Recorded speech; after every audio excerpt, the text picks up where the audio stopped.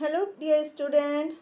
इस वीडियो में हम बच्चों एक बिंदा की कहानी पढ़ेंगे। बिंदा एक लड़की है जिसकी सौतेली माँ होती है और वो उसके ऊपर बहुत ज़्यादा अत्याचार करती रहती है, उसके साथ बुरा व्यवहार करती रहती है। तो इस कहानी में लेखिका की एक सहेली होती है बिंदा, उसके बारे में बताया गया है कि किस तरह से उसकी माँ, सौतेली माँ उस पर अत्याचार करती थी। हमें बच्चों किसी के साथ ऊपर कोई अत्याचार नहीं करना चाहिए जीवन में कभी भी। तो ये कहानी जो एक बहुत प्रसिद्ध हिंदी की कवित्री हैं महादेवी वर्मा, उन्होंने लिखी है। तो यहाँ पर लेखिका कह रही हैं कि बिंदा उनकी उस समय की सहेली है, बचपन की सहेली थी जब वो जीवन और मृत्यु के अमिट अंतर को जान नहीं पाई थी। तो अपने नाना और दादी के स्वर्गमन स्वर्गमन मतलब स्वर्ग में मरने के बाद की चर्चा सुनकर वो बहुत गंभीर मुंह से और आश्वस्त भाव से घर को खबर दे चुकी थी कि जब उनका सिर कपड़े रखने की अलमारी को छूने लगेगा तब वो निश्चित रूप से ही एक बार उनको देखने जाएंगी। तो न इनके इस पुण्य संकल्प का विरोध करने की किसी में इच्छा हुई और ना ही लेखिका ने एक बार मरकर कभी न लौट सकने का नियम जाना। लेखिका उस समय इतनी छोटी थी कि उन्हें यह पता नहीं था कि एक बार जो मर जाता है वो दोबारा कभी वापस नहीं आता। तो वो इस अंतर को भी नहीं समझ पा रही थी। तो ऐसी स्थिति में छोटे छोटे जो असमर्थ बच्चे होते हैं उनको छोड़कर मर जाने वाली माँ की कल्पना लेखिका की बुद्धि में कैसे आती। तो लेखिका का संसार का अनुभव भी बहुत ही छोटा सा था। अज्ञान अवस्था में मतलब बहुत ही ज़्यादा अनजान थी वो हर चीज़ से। तो उनका साथ देने वाली सफ़ेद कुतिया थी जो सीढ़ियों के नीचे वाली अंधेरी कोठरी में आंखें बंद पड़े रहने वाले बच्चों की इतनी ज़्यादा सतर्क पहरेदारी करती थी कि उसका गुर्राना उनको सारी ममता भरी दोस्ती पर उनके पानी फेर देता था। तो भूरी पूसी भी अपने चूहे जैसे निसहाय बच्चों को तीखे पहने दांतों से ऐसी कोमलता से दबाकर लाती थी कि उन्हें को कहीं एक दांत भी न चुभ जाए। तो ऊपर की छत के कोने पर कबूतरों का और बड़ी तस्वीर के पीछे गौरैया का जो घोंसला था उसमें खुली हुई छोटी छोटी चोंचों और उनमें सावधानी से भरे जाते दानों और कीड़े मकोड़ों को भी लेखिका बहुत बार देख चुकी थी। तो बछिया को हटाते ही रमा रमा कर जब गाय घर भर को ये दुख समाचार सुनाने वाली श्यामा गाय की व्याकुलता भी उससे छुपी नहीं थी। मतलब उन्होंने जानवरों की माँओं का ममता देखी थी लेखिका ने। तो एक बच्चे को कंधे से चिपकाए और एक उंगली पकड़े हुए जो भिखारिन उन द्वार द्वार दरवाजे दरवाजे घूमती फिरती थी, वो भी तो बच्चों के लिए ही कुछ मांगती रहती थी। इसलिए लेखिका ये निश्चित रूप से समझ गई थी कि संसार का जो सारा कारोबार है वो बच्चों को खिलाने पिलाने सुलाने आदि के लिए ही हो रहा है और इस महत्वपूर्ण काम में भूल ना हो इसलिए ये काम माँ नामधारी जीवों को सौंपा गया है। और बिंदा के भी तो माँ थी जिन्होंने उन पंडिताइन चाची, जिन्हें सब पंडिताइन चाची और बिंदा नई अम्मा कहती थी। तो वो अपनी गोरी मोटी शरीर को रंगीन साड़ी से ऐसे सजा संवार के कसी हुई चारपाई पर बैठकर फूले गाल और चपटी सी नाक के दोनों तरफ नीले कांच के बटन सी चमकती हुई आंखों से मोहन को तेल मलती रहती थी। तो उनकी विशेष कारीगरी मतलब वो बहुत हुनर वाली थी से सवारी पाटियों के बीच में लाल स्याही की मोटी सी लकीर सिंदूर की होती थी। माथे बालों में वो सिंदूर लगाती थी और उनकी आंखों में काले काले काजल वो लगाती थी और चमकीले उनके कानों में फूल होते थे, गले की माला, रंग बिरंगी चूड़ियाँ, घुंघरूदार बिच्छुएँ, ये सब उन लेखिका को बहुत अच्छे लगते थे क्योंकि ये सब उन्हें उनकी गुड़िया की तरह समानता देते थे, गुड़िया के सामान जैसे लगते थे। ये सब तो ठीक था पर उनका व्यवहार बहुत ही अनोखा सा था। सर्दी के दिनों में जब सब धूप निकलने पर जगाया जाता था उन्हें, तो गर्म पानी से हाथ मुंह धुलाकर मोजे जूते ऊनी कपड़ों से पहनाया जाता था और मना मना कर गुनगुना दूध पिलाया जाता था। तब पड़ोस के घर में पंडिताइन चाची की आवाज़ बहुत ज़ोर ज़ोर से आती रहती थी। ये उस गर्जन तर्जन की कोई मीनिंग लेखिका को समझ नहीं आता था। तो वो उससे श्यामा के रंभाने के समान स्नेह का प्रदर्शन भी समझ सकती थी कि जैसे श्यामा गाय रंभाती रहती थी इसी तरह से उसको भी समझ सकती थी। लेकिन उनकी शब्दावली परिचित होने के कारण, क्योंकि वो पहचानती थी उनकी आवाज़, तो वो कुछ उलझन में पड़ जाती थी लेखिका। और उठती है या आऊँ ऐसे बैल के से दीदे निकाल रही है ऐसी आवाज़ उनके मुंह से आती थी कि मोहन का दूध कब गर्म होगा। ए आदि वाक्यों में जो कठोरता की धारा होती है कि उससे अबोध मन भी जान ही लेता है। मतलब किसी को पता नहीं होता तो भी अच्छा नहीं लगता किसी को ए करके ऐसे संबोधित किया जाए। तो कभी कभी जब लेखिका ऊपर की छत पर जाकर उस घर की कहानी समझने की कोशिश करती थी तो उन्हें मैली सी धोती में लपटे हुए बिंदा ही आंगन से चौके तक फिरकनी सी नाचती दिखाई देती थी। मतलब बिंदा ही सारे घर का काम करती रहती थी। कभी झाड़ू देना, कभी आग लगा जलाना, कभी आंगन के नल से कलसी में पानी लाना, कभी नई अम्मा को दूध का कटोरा देने जाना। उन्हें बाजीगर के तमाशे जैसा लग रहा था लेखिका को, क्योंकि उनके लिए तो वो सब काम असंभव से थे। पर जब उस विस्मित कर देने वाले कौतुक की उपेक्षा कर पंडिताइन चाची का कठोर आवाज गूंजने लगती थी, जिसमें कभी कभी पंडित जी की घुड़की का पुट भी मिला होता था, तब न जाने किस दुख की छाया लेखिका को घेरने लगती थी। लेखिका एक भी काम नहीं करती थी और रात दिन उधम मचाती थी, पर उन्हें तो माँ ने कभी बाहर जाने की आज्ञा दी और ना ही कभी आंख निकाल लेने का डर दिखाया। तो एक बार लेखिका ने पूछा भी कि क्या पंडिताइन चाची तुम्हारी ही तरह नहीं है? तो लेखिका की माँ ने उनकी बात का अर्थ कितना समझा ये तो पता नहीं, लेकिन संक्षिप्त है से न बिंदा की समस्या का समाधान हो सका और न लेखिका की उलझन समझ सकी। तो बिंदा उनसे कुछ बड़ी ही रही होगी, परंतु उसका जो नाटापन था, मतलब जो उसकी हाइट कम थी, छोटे कद की थी, उसे देखकर ऐसा लग रहा था कि मानो किसी ने ऊपर से दबाकर उसे कुछ छोटा कर दिया। तो 2 पैसे में आने वाली खंजड़ी के ऊपर मड़ी हुई झिल्ली के समान पतले चमड़े से मढ़े और भीतर की हरी हरी नसों को झलक देने वाले उसके दुबले पतले हाथ पैर न जाने किस अज्ञात डर से अवसन्न रहते थे। मतलब कि उसका शरीर इतना पतला था कि वो एकदम पतली थी।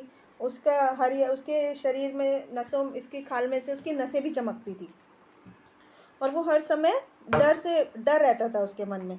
तो कहीं से कुछ आहट होते ही उसका एकदम से वो चौंक पड़ती थी कि पंडिताई चाची का स्वर उसके कान में पड़ते ही उसके सारे शरीर एकदम कांप उठता था और उसके आश्चर्य को बड़ा ही नहीं देता था।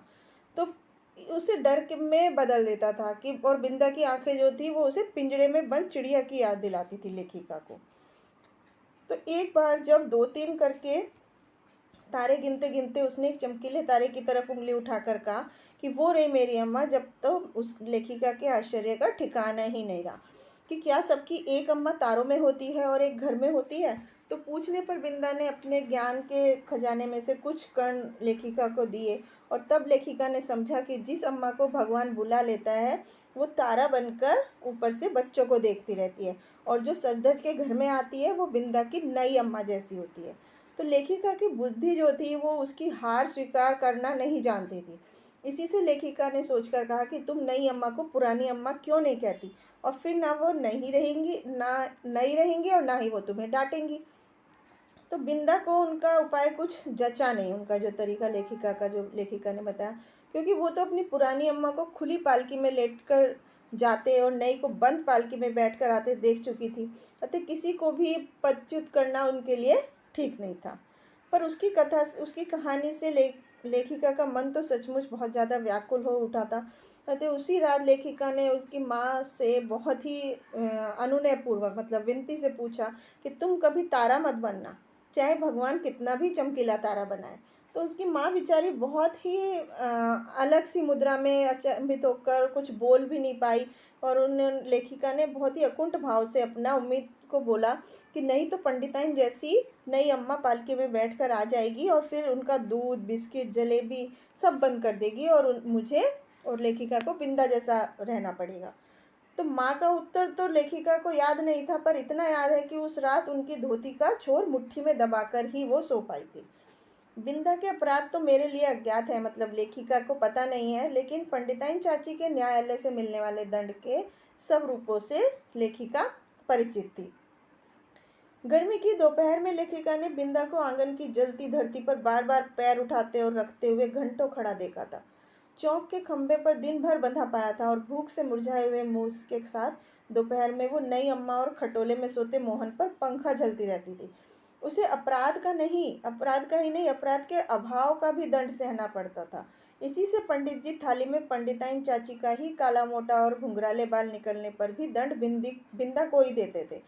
उसके छोटे छोटे हाथों से धुल न सकने वाले उलझे तेलहीन बाल भी अपने स्वाभाविक भूरेपन और कोमलता के कारण लेखिका को बहुत अच्छे लगते थे। तो जब पंडिताइन चाची की कैंची ने उन्हें कूड़े के ढेर पर बिखेर कर उनके स्थान को बिल्ली की काली धड़ियाँ जैसी रेखाओं से भर दिया तो लेखिका को रोना आने लगा। पर बिंदा ऐसे ही बैठी रही मानो सिर के बाल नई अम्मा के ही हों। और एक दिन याद आया कि चूल्हे पर चढ़ाया दूध उफना जा रहा था और बिंदा के नन्हे नन्हे हाथों ने दूध की पतीली उतारी जरूर, पर उसकी उंगलियां से छूटकर पैरों पर गिर गई वो पतीली। और खोलते दूध से जले हुए पैरों के साथ दरवाजे पर खड़ी बिंदा का रोना देख के तो लेखिका एकदम उस बहुत ही ज़्यादा परेशान हो गई, हद बुद्धि सी हो गई, मतलब उनकी एकदम सहम गई। पंडिताइन चाची से कहकर वो दवा क्यों नहीं लगवा लेती, ये समझना लेखिका के लिए बहुत कठिन था। उस पर जब बिंदा लेखिका का हाथ अपने जोर से धड़कते हुए हृदय पर लगाकर कहीं छिपा देने की जरूरत बताने लगी, तब तो लेखिका के लिए सब कुछ रहस्य बन उठा। अब उसी से लेखिका अपने घर में खींच जरूर लाई, पर उनके ऊपर के खंड में माँ के पास ले जा सकी और न छिपने की जगह खोज पाई।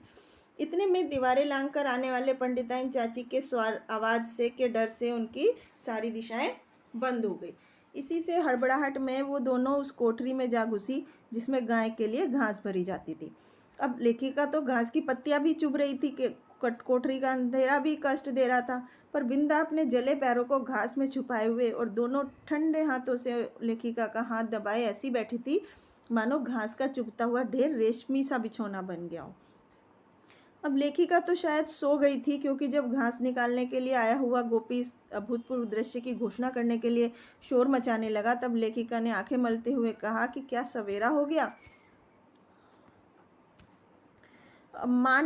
लेखिका की माँ ने बिंदा के पैरों के तिल का तेल और चूने का पानी लगाकर जब अपने विशेष संदेशवाहक के साथ उसे घर भिजवा दिया तो उसकी क्या हालत हुई यह बताना कठिन है।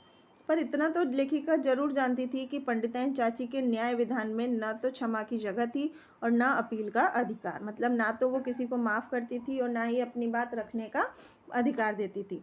फिर कुछ दिनों तक लेखिका बिंदा को घर आंगन में काम करते नहीं देखा, तो उसके घर जाने से लेखिका की माँ ने उनको रोक दिया था और वे अक्सर कुछ अंगूर और सेब लेकर वहाँ हो आती थी। बहुत खुशामद करने पर रुकिया ने बताया कि उस घर में महारानी आई है, क्या वो मुझसे नहीं मिल सकती। पूछने पर मुंह पर कपड़ा ठूसकर हंसी रोकने लगी। तो जब लेखिका के मन को कोई समाधान नहीं हो सका, कोई हल नहीं निकला, तो एक दिन वो दोपहर को सबकी आंख बचाकर बिंदा के घर जा पहुंची और नीचे के सुनसान से इलाके में बिंदा अकेली एक खाट पर पड़ी हुई थी। आंख गड्ढे में घुस रही थी और उनके मुंह दानों से भरकर न जाने कैसा हो गया था और मैली सी चादर के नीचे छिपा शरीर बिछोने से अलग नहीं जान पड़ता था। तो डॉक्टर, दवा की शीशियाँ, सिर पर हाथ फेरती हुई माँ और बिछोनों के चारों ओर चक्कर काटते हुए बाबूजी बिना भी बीमारी का अस्तित्व है यह लेखिका नहीं जानती थी। इसी से उस अकेली बिंदा के पास खड़ी होकर लेखिका हैरान होकर चारों तरफ देखती रह गई।